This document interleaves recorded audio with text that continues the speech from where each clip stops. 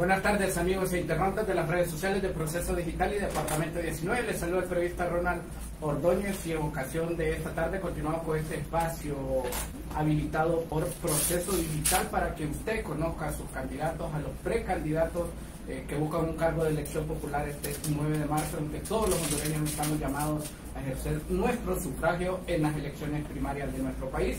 En esta ocasión nos acompaña la abogada Indira Valladares. Ya les he adelantado que es abogada, pero será ella que nos comente un poco de su perfil. Bienvenida a esta sala de redacción. Hola, ¿qué tal? ¿Cómo está, licenciado? Un placer estar aquí con ustedes y pues muy agradecida por la invitación.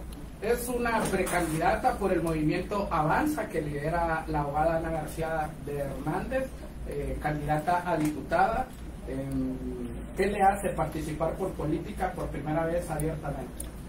Me motiva mi inclusión en lo que es la política, el cansancio como ciudadana de la clase política que tenemos actualmente.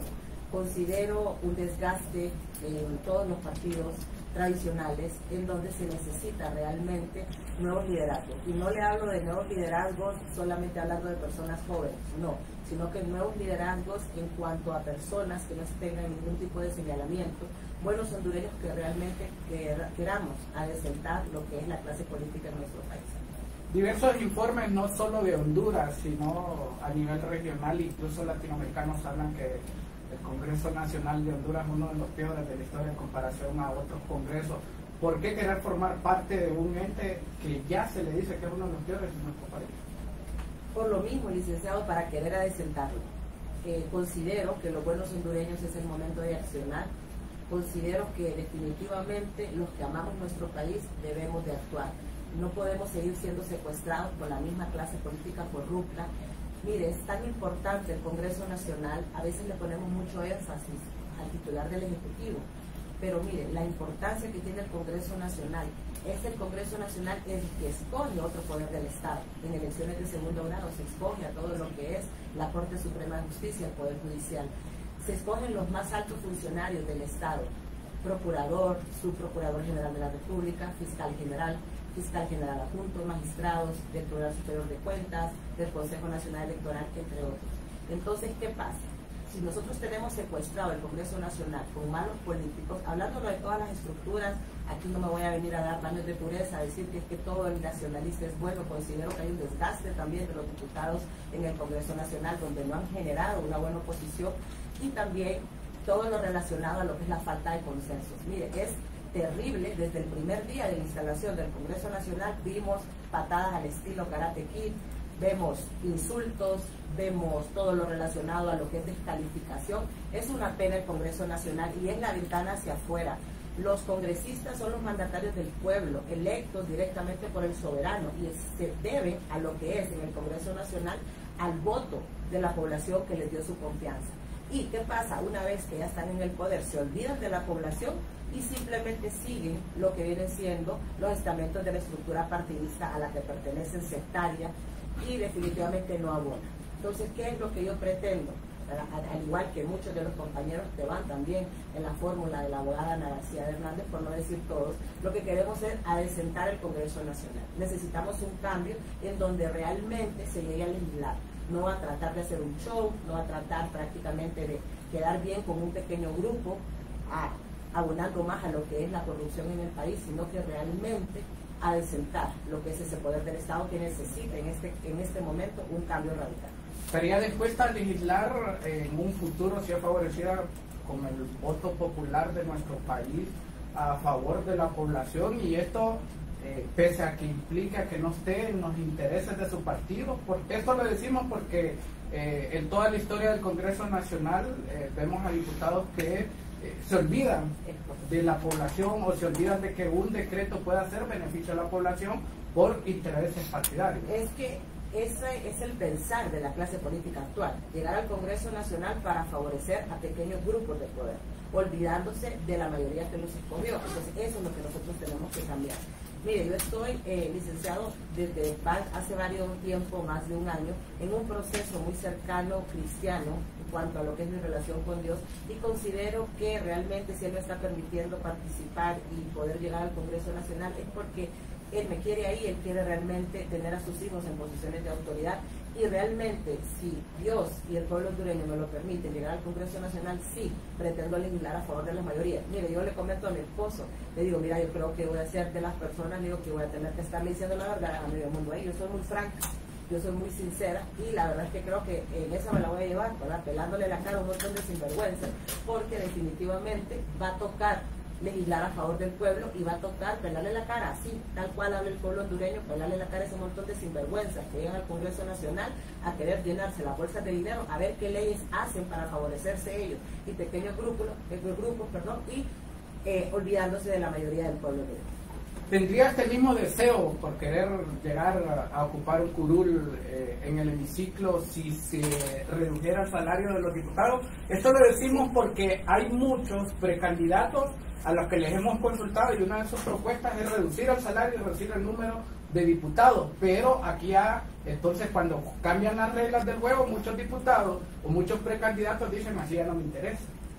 Sí, mire, hay muchas personas que llegan prácticamente por el salario, por todo esto de los subsidios que también se tiene que regular, todas esas subvenciones en donde diputados han recibido más de 6.5 millones y mire que son tan sinvergüenzas que ni siquiera lo publican en los portales de transparencia, no liquidan esos fondos y se dan a veces hasta como premios por parte del titular del legislativo para que acompañen ciertos proyectos de ley. Entonces, ¿qué es lo que se necesita? Porque hay que ser sincero, usted ocupa realmente un salario digno. Ahora, si se puede reducir, bueno, reducirlo, pero no solamente a los congresistas. No sé si se fijó hoy los grandes aumentos que se recetó el Banco Central de Honduras. Está hablando usted de salarios de más de 347,000 lempiras. O sea, todo lo que viene siendo la banca estatal, definitivamente esa es una bofetada a lo que es el pueblo hondureño. Entonces yo creo que regular los salarios en un sentido general, porque hablar de que solo reducir el salario de los diputados va a quedar como en una demagogia realmente, sino que establecer salarios acordes a la realidad del país. ¿Cómo se pone usted a creer? O sea, la presidenta del Poder Judicial también, ayer se recetó como un salario de 18,000 lempiras, aquí en el Banco Central aumentos de más de 30,000 lempiras de un solo.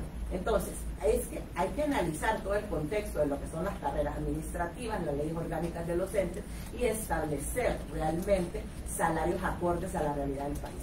Y lo que viene siendo la reducción del número de diputados, considero que sería lo excelente, pero no creo que se dé, porque no va a haber un consenso. ¿Por qué? Porque a la clase política le interesa, más bien si por ello fuese, tener más número de diputados en el Congreso Nacional, ¿verdad? Pero definitivamente sí creo que hay que adecentar el Congreso Nacional con el tema de las subvenciones. Mire, aquí los diputados se olvidan, licenciados, de la función del 205 de la Constitución, que le dice claramente cuál es la función de un parlamentario, y quieren andar como que fueran parte del Poder Ejecutivo. Mire, la satisfacción de necesidades a una población no le corresponde a lo que viene siendo el Poder Legislativo, le corresponde al Poder Ejecutivo en la división de poderes, que claramente el 205 se las da a lo que es el Poder Legislativo, el 245 al Poder Ejecutivo y el 313 al Poder Judicial. Entonces, que cada quien haga lo que le compete. Entonces, ¿qué pasa con muchos congresistas? Si bien es cierto, uno es conocedor de las necesidades de la población, porque uno le toca andar en barrios, en colonias, en aldeas y en municipios, pero es fortalecer también lo que son las instituciones del Poder Ejecutivo. No puede pretender el diputado andar con bolsas de dinero repartiendo. Eso prácticamente es un caldo de cultivo para la corrupción. Debe de adecentarse. Mire, nosotros venimos de mal en peor, de antivalores, que usted piense en los congresos nacionales, allá como por los 80, una vez que se renovó el Estado de Derecho, usted miraba señores en el Congreso Nacional, y no solamente hablándole de personas con conocimiento de la vida del país, sino que personas educadas. Mire lo que nosotros vemos hoy, circos. Eso es lo que el Congreso Nacional es hoy, un circo. A mí en lo particular el Congreso actual me da pena, y es esa pena una de las cosas que me impulsó a mí cuando me invitaron a participar como precandidata del Movimiento Avanza, querer hacerlo, porque consideré que todavía en este país habemos hijos buenos. Me considero una hija buena en este país. Vengo de una familia honorable. Mi padre, pues que en paz descanse, fue un hombre que activó en la vida pública y nunca se le conoció con nada de corrupción. Es más, las personas que lo conocieron siempre me han dicho su papá es de los pocos hombres honrados que este país ha tenido. Entonces, ese es mi legado y realmente quiero hacer algo bueno por este país. Amo este país y no ando buscando enriquecerme ni nada. Dios me ha bendecido hasta el día de hoy, me ha dado lo que necesito. No le puedo decir que es que tengo dinero, pero sí tengo un trabajo digno que me permite satisfacer mis necesidades y las necesidades de mis hijos. Entonces no ando en la búsqueda de querer enriquecerme. Son 46 años los que yo tengo y siento que pues usted sabe que la vida del ser humano pues en una buena vida anda como en los 82, yo creo que es más lo menos que me queda que lo más. Entonces no voy a arruinar hasta lo que hoy día he hecho, ¿verdad? Por 4 años en el Congreso Nacional, maravilloso. No, quiero más bien dejar huella para que otras personas igual a mí sientan que sí, buenos hondureños pueden estar en lo que viene siendo estos puestos de poder.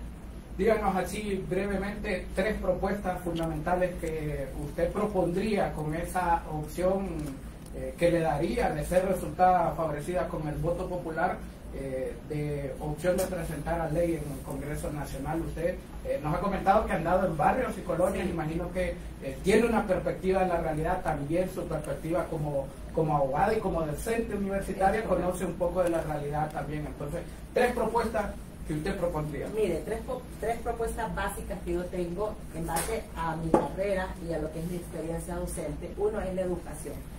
Como docente universitaria le puedo dar fe que han llegado a las cátedras lo que vienen siendo a las aulas universitarias personas que no saben leer ni escribir, ¿verdad? Entonces, ¿qué pasa? La educación en nuestro país ha tenido un retroceso y que se ha agravado producto de lo que es la post-pandemia. Entonces, todo lo relacionado a la educación es algo que me interesa. Tenemos niños en 3er grado que no saben leer ni escribir ni las operaciones básicas y que van con esas deficiencias a la educación superior. Entonces, ver la educación desde todo el componente, de todos los factores prácticamente que inciden en la calidad educativa, como es la pobreza, la migración, el desplazamiento forzado, todo eso, verlo desde un conjunto. ¿Para qué? Para ayudar a lo que viene siendo la educación a través del presupuesto, de la capacitación docente, de mejorar la merienda escolar y también qué hacer para devolver a aquellos niños que producto de la post-pandemia abandonaron sus aulas de clases. ¿Por qué? Porque empezaron a trabajar y hoy día los padres ya no quieren que regresen. Una, porque dicen, ¿para qué estudiar si no se necesita estudiar? Porque aquí solo prácticamente los que están en círculos de poder pueden llegar a tener buenos salarios, y eso lo vemos nosotros en este gobierno, en donde personas sin capacidad, sin perfil, solo por haber quemado llantas por 12 años, de haber tragado humo, usted lo ve en altos puestos del gobierno. Entonces la gente se desencanta y considera que estudiar ya no es necesario. Entonces, ¿qué hacer para volver a los niños a las aulas de clases? Y cómo ayudar también a las familias pobres, en cuales los niños ya traían ingresos a sus familias. Entonces, todo ese componente de educación, a través del fortalecimiento también de lo que es el presupuesto de la Secretaría de Educación y de lo que es la capacitación docente. Otra cuestión que es también de los objetivos que busco, si el pueblo hondureño me favorece con el voto, es revisar todo lo que es la legislación existente. Mire, la labor de un buen legislador también es revisar la legislación existente para adecuarla al contexto del país. Bien decía Tácito que un país entre más corrupto es, más legislación tiene. Mire, yo estaba revisando las leyes, aquí hay infinidad de leyes, creo que hay más de 10.000 leyes. La estaba revisando, una ley que salió el año pasado, el decreto 66-2024. Mire, un protocolo para evitar el suicidio en jóvenes. Pero un protocolo, una ley con 9 artículos en donde usted definitivamente dice, bueno, ¿y eso cómo lo aplico? ¿Cómo voy a interactuar los actores para realmente hacer eso? Y no que quede en papel mojado. Entonces, definitivamente no es decir, vamos a hacer leyes de esto y esto, revisar las que ya están, adecuarlas al contexto, reglamentar aquellas que tengan que ser reglamentadas. Le pongo otro problema, otra ley. Aquí hay una ley antiacoso escolar o anti-bullying, como le llamamos. Está una ley, pero vaya usted a las escuelas, se aplican esa ley. No, ellos aplican sus propios reglamentos internos. ¿Por qué? Porque esa ley no está reglamentada. Y el reglamento le sirve a usted para procedimentar la ley. Entonces, ¿qué pasa? No es solamente estar diciendo que estoy tirando un anteproyecto para esta y esta ley. No, sino que revisar lo que ya existe, depurarlo, lo que ya no se aplica y que forma parte de lo que es la letra muerta, que ya no está, sí está vigente, pero no forma parte del derecho positivo, o sea, no se aplica. Realmente revisarlo, quitarlo de lo que es el estamento jurídico y adecentar todo también lo que vienen siendo las leyes en cuanto a la revisión. Mira, hay unas leyes que son hasta groseras en cuanto a beneficios solo a determinado sector y no se revisan leyes fundamentales como lo que es, por ejemplo, el Código del Trabajo. Mire, tenemos un Código del Trabajo de 1959 donde le habla a usted del trabajo ferrocarrilero, le habla a usted de trabajos que hoy día ya no existen. No le habla del trabajo telemático, ni siquiera toma el componente de lo que es la inteligencia artificial. Entonces debemos de adecuar la legislación a la realidad del país. Un código procesal laboral tampoco existe. Entonces todo lo relacionado a lo que es la legislación, empoderar a la Procuraduría General de la República. Mire, aquí en este gobierno nefasto de Libertad y Refundación han habido cientos de miles de despidos incorrectos. Todas esas son demandas contra el Estado. Ajá, ¿y qué pasa? No hay argumento de defensa por parte del Estado porque son malos despidos, pero la Procuraduría no puede conciliar porque necesita un acuerdo por parte del Poder Ejecutivo para hacerlo. Entonces, ¿por qué no empoderamos a la Procuraduría General de la República en que ellos, en base al actuar que tienen como representante legal del Estado, decidan en qué juicios se puede conciliar y no, en vista de lo que viene siendo la defensa que puede tener el Estado? Hoy no, hoy se requiere un acuerdo del Poder Ejecutivo. Ajá, y si el Poder Ejecutivo sectario, polarizado, le dice, no, es que simplemente no quiero conciliar, no le importa, salarios dejados de percibir 5 o 6 años después, que van a venir a afectar las arcas de lo que es el Estado. Entonces, ese tipo de cosas considero yo que son necesarias y definitivamente, como le repito, a desentar el Congreso Nacional. No llegar al Congreso Nacional a quererle cambiar nombres a bulevares, imagínese usted. O sea, que si hoy se llama así, mañana se va a llamar de otra forma, que si el estadio se llama así. Eso es prácticamente polarizar más a la sociedad, crear más odio, crear más división. Entonces, ¿qué es lo que pasa? Cada 4 años se van a estar cambiando bulevares aquí, porque le pusieron un nombre que no me gustó y dio al poder, entonces lo tenemos que cambiar. Que estarle cambiando el color a la bandera, que estar queriendo quitar estrofas inexistentes. Mira el nivel de gente que nosotros tenemos y los que quieren llegar al Congreso Nacional. ¿Y qué pasa también con otros? Si no es que estoy demeritando a lo que son, por ejemplo, los futbolistas. Quieren llegar al Congreso Nacional, no tienen propuestas, pero sí son personas conocidas, y los partidos políticos quieren utilizar esas figuras mediáticas para poder abonarse votos. Eso tampoco es correcto y tampoco abona a la democracia, porque son personas que no conocen y que al final lo que vienen es a seguir estándares ya establecidos por los grupos de poder. Entonces, yo le digo, si yo llego al Congreso Nacional, a quien se lo voy a deber es a Dios y al pueblo, no a ningún político. Yo no le debo favores a ningún político. A ningún político. Doña Ana García me invitó a participar, pero yo no le debo favores políticos a nadie, gracias a Dios. Entonces, por eso es que creo que tengo la altura moral de pelarle la cara a cualquiera, ¿verdad? Porque a mí nadie me la puede pelar, porque yo soy una mujer íntegra, ¿verdad? Y no es bueno estar hablando de uno, porque bien dice la palabra que la boca ajena te alaba y no la tuya, pero definitivamente uno sabe quién es, ¿verdad? Y uno sabe si tiene la altura moral o no para poder confrontar incluso a otros. Y lo último que utilizaría yo como una propuesta básica y necesaria es lo relacionado a lo que es la descentralización.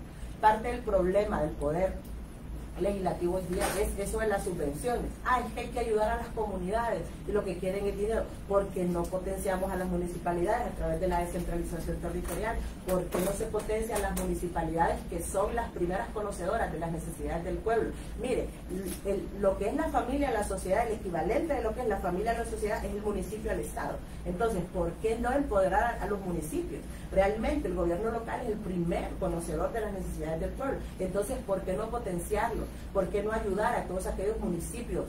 Por ejemplo, en el corredor de Francisco Morazán, el corredor sur, todos esos municipios de Alubarén, Burarén, Rectoca. Mira, y da una tristeza. Mire, yo no había ido a esos municipios hasta ahorita que ando en política. Mire, uno dice y uno se pregunta y uno se le parte el corazón, esta gente cómo vive. Una pobreza extrema que cada 4 años iban a ver a esa gente y después se olvidan y no hacen nada prácticamente por el fortalecimiento y lo que es la economía de subsistencia en esos lugares. Entonces, la descentralización para mí es focal. ¿Qué pasa en nuestro país? Que si usted descentraliza, usted empodera a las municipalidades, y eso es lo que no le gusta a la clase política nuestra, que quiere tener concentrado el poder.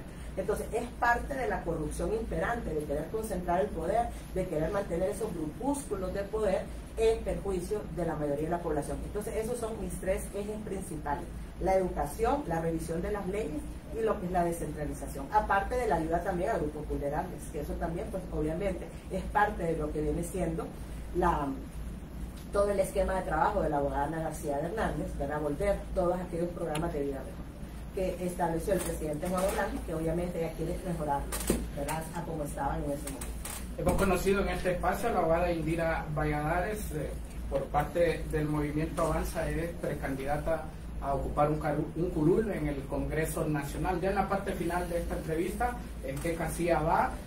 ¿Por qué votar por usted? Antes es mi obligación decirle como periodista de darle voz a muchos. Somos una sociedad que prácticamente ya no cree en la clase política.